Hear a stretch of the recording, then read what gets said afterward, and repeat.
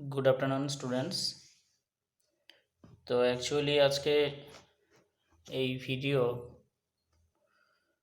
করার মূল উদ্দেশ্য এই লকডাউনে তোমাদের কিছু সাহায্য করা। ক্লাস 9-10-এর কিছুদিন তো ক্লাস হয়েছে এক বছর লকডাউন খোলার পর, কিন্তু 5 to 8 তোমরা স্টুডেন্টসরা স্কুলে আসতে পারোনি, অনেক দিন স্কুল থেকে দূরে। তার সাথে তোমাদের যে স্কুলের ক্লাসগুলো সেগুলো হচ্ছে না।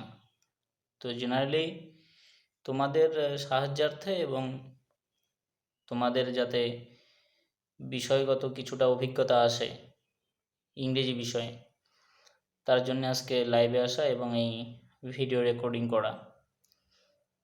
তো আমি চেষ্টা করব আরও কিছু টপিক নিয়ে আলোচনা করার, ভিডিও তৈরি করার এবং সেগুলোকে ইউটিউবে বা ফেসবুকে আপলোড করার, যাতে তোমরা সেগুলো থেকে প্রফিটেবল হও বা কিছুটা হলেও জ্ঞান নিতে পারো। তো জেনারেলি আজকে আমরা আলোচনা করছি lesson 3 an April day, page number 25 of your text book, Henry Wadsworth Longfellow. তো generally Henry Wadsworth Longfellow, one of the most famous American poets.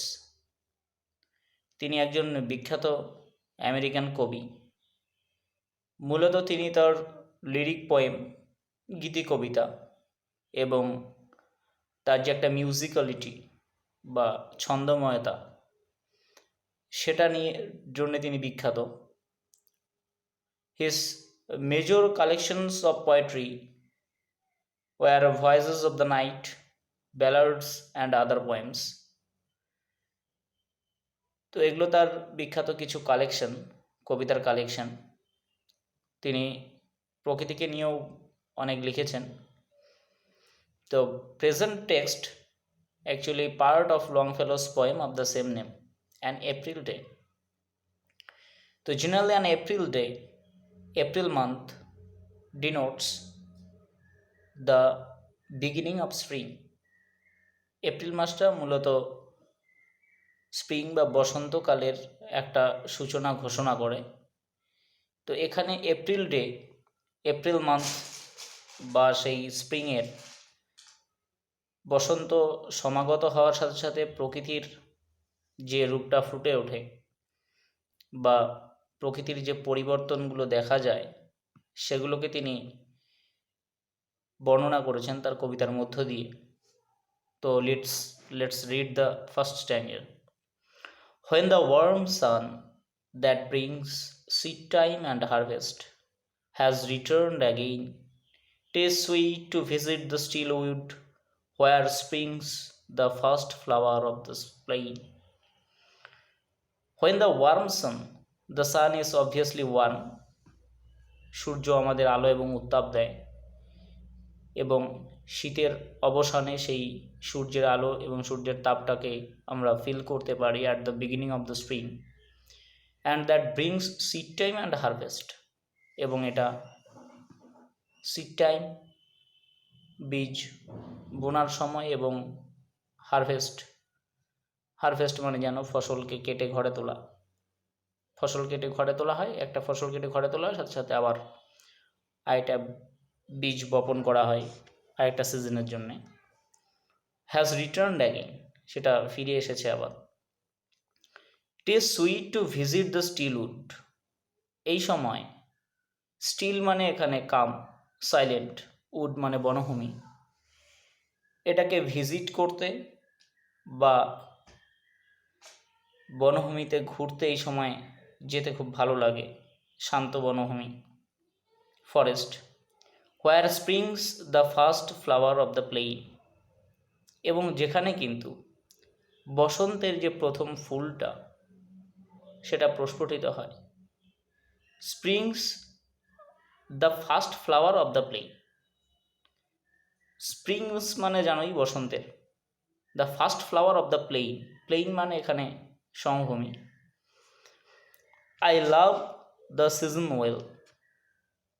তো the narrator actually here the poet love the season well, সেই সিজনটাকে খুব তিনি পছন্দ করেন, ভালোবাসেন, as well as we.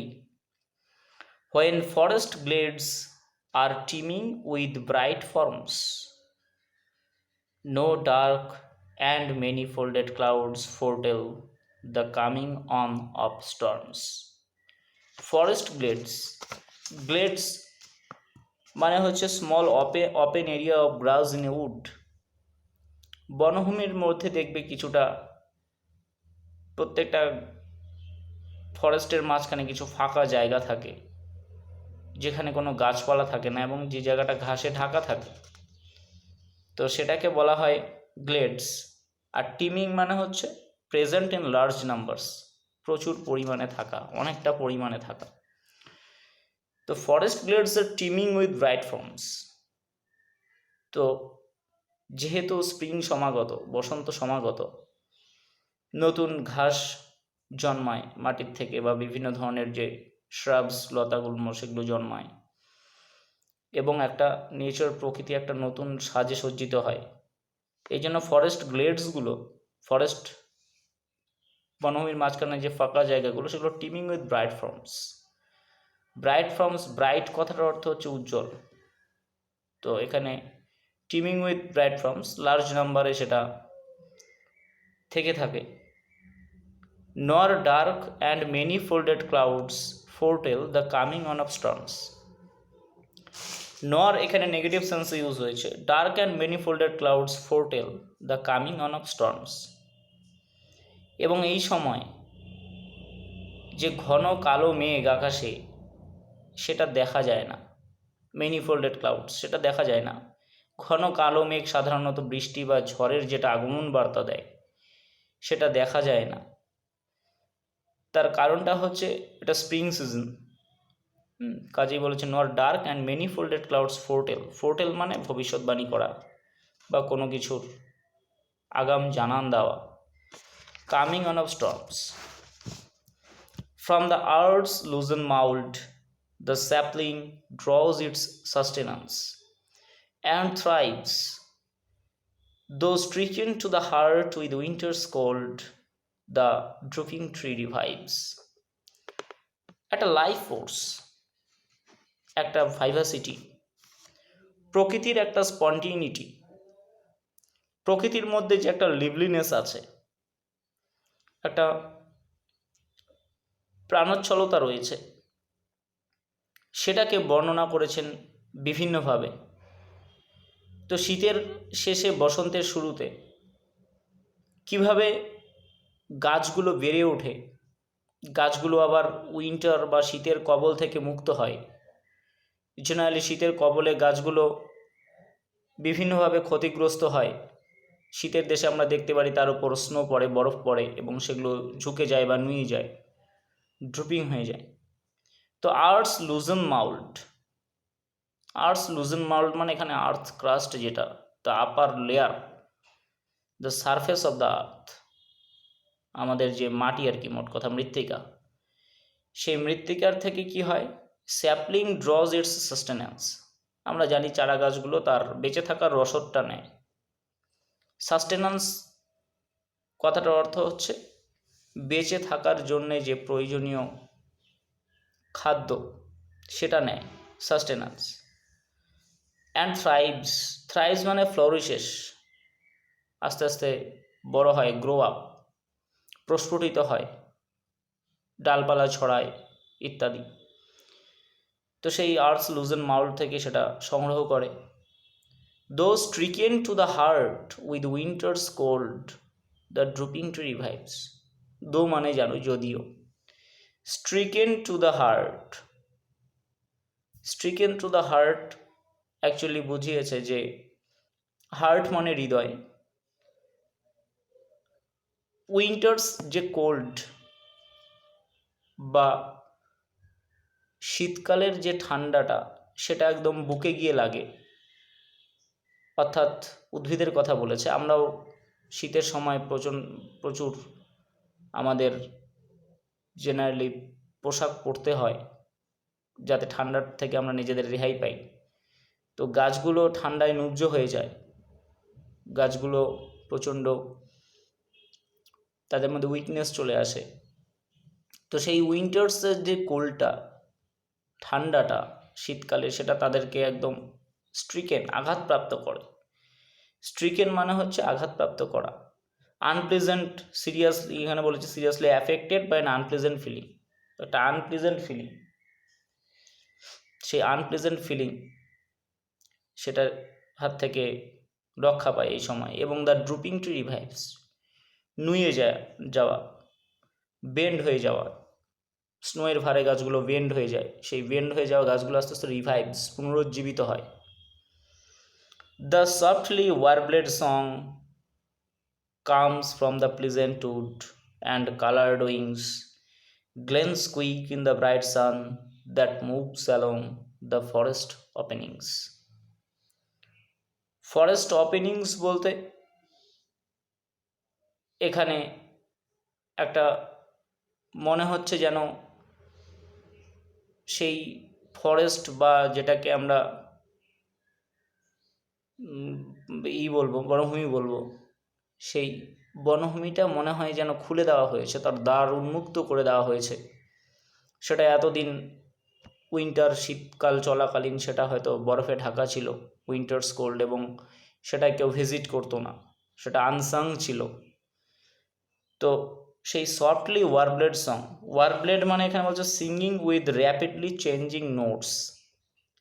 Actually warbled song বলতে এখানে the song of different birds, different singing birds, পাখিদের যে গানগুলো বা পাখিদের যে কিচিরমিচির শব্দগুলো, তাদের নোটসগুলো মানে শব্দগুলো খুব স্মল হয়, ছোট ছোট হয়, স্মল নোটস। তো তাদের গানের কথা বলা হয়েছে। সেটা কোথা থেকে এসে? Comes from the pleasant wood, মনোরম বনভূমির থেকে শোনা যাচ্ছে। পাখিরাও সব স্প্রিংয়ের শুরু হওয়ার জন্যে, বসন্ত সমাগত হওয়ার জন্যে তারা উদ্ভাসিত হয়ে, আনন্দিত হয়ে তারা সেই বনভূমি ছেড়ে বেরিয়ে আসছে। And coloured wings, coloured wings মানে এখানে তাদের যে বিভিন্ন ধরনের রং বেরঙের যে পাখা বা ডানা মেলে তারা উঠতে শুরু করেছে। Glance quick in the bright sun, উজ্জ্বল সূর্যের দিকে তারা এক ঝলক তাকাচ্ছে। That moves along the forest opening, যেটা হচ্ছে মূলত ফরেস্টের যেখানে শুরু হয়েছে বা ফরেস্ট ওপেনিংস, ফরেস্টের শুরু যে জায়গাটা যেখান থেকে ওপেন হয়েছে, স্টার্ট হয়েছে,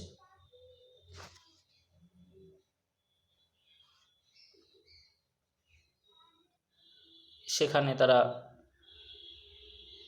সেদিক দিয়ে এগিয়ে চলছে। When the bright sunset fills the silver woods with light, the green slope throws its shadow in the hollows of the hill, and white the upland glows. Bright sunset, সূর্যের যে উজ্জ্বল আলো সেটা ভরিয়ে তুলেছে। Fills the silver wood with light, উডগুলিকে, বনভূমিটাকে silver বলেছে। সদ্য সেটা শীতের কবল থেকে মুক্ত হয়েছে, এখনও তার সম্পূর্ণ যে চার্মটা বা সম্পূর্ণ যে সবুজ বা গ্রিনারিটা সেটা টোটালি ফিরে আসেনি। তো সূর্যের আলো পড়াতে সেটাকে সিলভারই লাগছে। The green slope throws its shadow in the hollows of the hill. Green slope actually the slope of the hill, সেটা তার ছায়াটা এসে পড়েছে, shadows in the hollows of the hill, পাহাড়ের যে, হিল মানে পাহাড় জানো, পাহাড়ের যে শূন্যস্থানগুলিতে, হলোজগুলিতে, ভ্যালিজগুলি, এখানে হলোজ বলতে ভ্যালি অ্যাকচুয়ালি, সেখানে এসে পড়েছে। And wide the upland gloves, এবং আপল্যান্ড মানে এখানে অ্যান এরিয়া অফ হাইল্যান্ড, পাহাড়ের যে উঁচু জায়গাগুলো, হাইল্যান্ডগুলো, জেনারেলি যখন সূর্য উদিত হয় তখন সবার আগে সেই উঁচু জায়গায় আলোটা পড়ে, বা যখন অস্ত যায় তখন আস্তে আস্তে আমাদের নিচটা অর্থাৎ যেটা ভ্যালি বলবো সেটা আগে ছায়া পড়ে, তারপর উঁচু জায়গাটায় আলোটা অনেকক্ষণ থাকে, তো যার জন্য